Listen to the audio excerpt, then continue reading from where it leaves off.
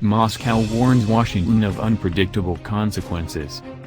Biden says it again and again, Russia is committing war crimes in Ukraine, and the Kremlin is responding to American statements. The war between China and America begins to take off in space. Ukraine announces the targeting of the largest Russian warship. Moscow warns Washington. In Ukraine, military developments on the ground will contribute to delaying the paths to a solution in the current crisis, so that the conflict between Moscow and Kyiv will lead to a possible confrontation between Russia and the United States. The Russian Ministry of Defense has warned of unpredictable consequences if Washington continues to provide the Ukrainian army with weapons. According to the Washington Post newspaper, the Russian statements came hours after Washington announced its desire to give Ukraine more military support for the Ukrainian army. Legitimate targets of the Russian army. These developments related to the field coincided with Biden's approval to expand the scope of military aid to Ukraine, including multiple launch systems, helicopters, armored vehicles, personnel carriers, 155mm howitzers, coastal defense drones, and defense systems.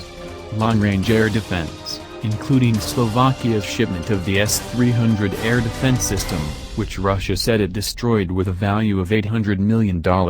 Biden says it over and over, Russia is committing war crimes in Ukraine. Biden renews his accusation of Putin of committing genocide in Ukraine. The Kremlin rejects Biden's statements. As Dmitry Peskov said about these accusations, I recommend not to believe what anyone says on these issues, especially the U.S. State Department. As for the Ukrainian president, he says that Biden's words are real words of a real leader because calling things by their names is essential to confronting evil and demands to provide his country with heavy weapons urgently. The war between China and America begins to take off in space. Serious developments. The intelligence of the U.S. Department of Defense revealed continuous attempts by China and Russia to develop and deploy weapons that can attack American satellites.